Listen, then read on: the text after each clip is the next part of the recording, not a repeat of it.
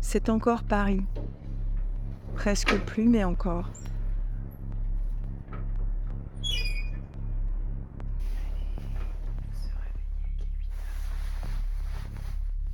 Je marche.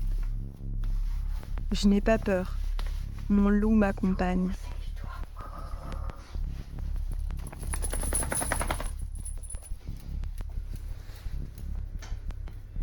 Dans la foule toujours nombreuse de la place Auguste Baron, les lumières de Paris sont dans leurs yeux.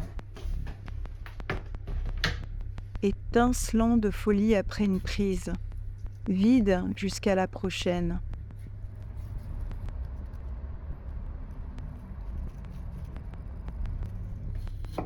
Je les distingue par la démarche chaloupée, la silhouette famélique, si fine qu'à chaque pas les corps tanguent dangereusement, se rattrapent, dansent entre les voitures qui fuient sur le périphérique.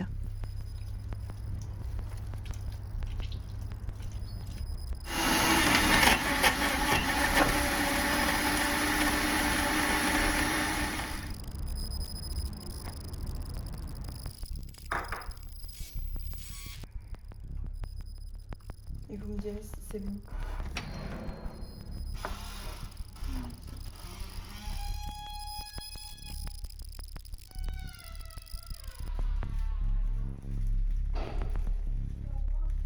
Malgré les lumières de Paris, il fait sombre ici.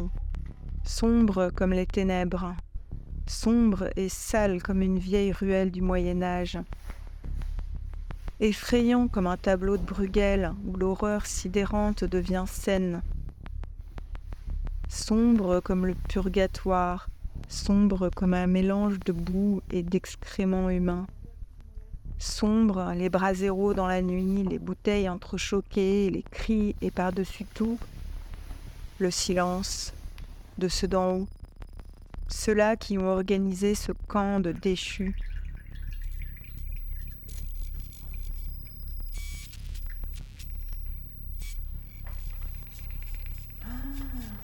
Mais comment je vais m'en sortir de ça?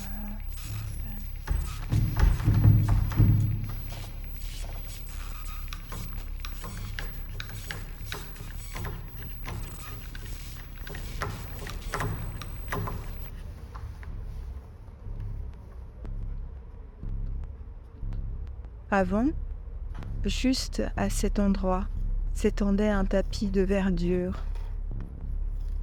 Au soleil, les lascars du quartier s'y allongent.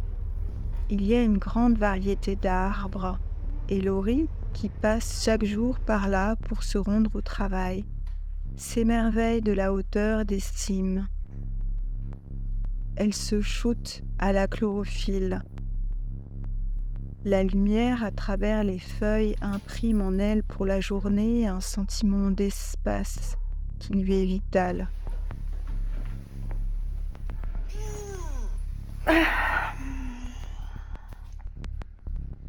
Et pourtant, ce ne sont pas les centaines de zombies qui piétinent le bonheur simple de Laurie et de tant d'autres. C'est l'indifférence.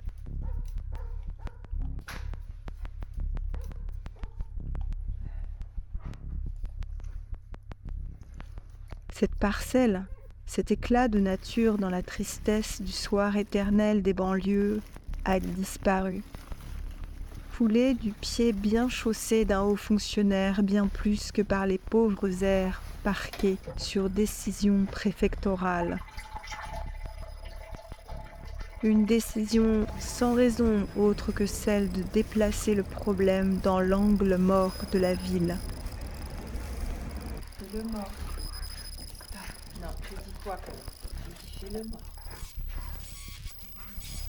L'État, parent de la situation, ballotte ainsi son encombrante progéniture, ses enfants terribles, ses craqueurs.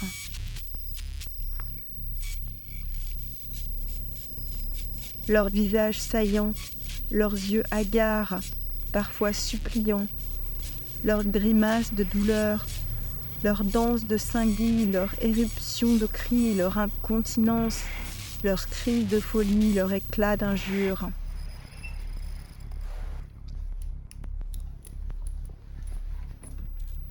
On a muré Paris. C'est pour mieux vous protéger, nous dit-on d'un côté.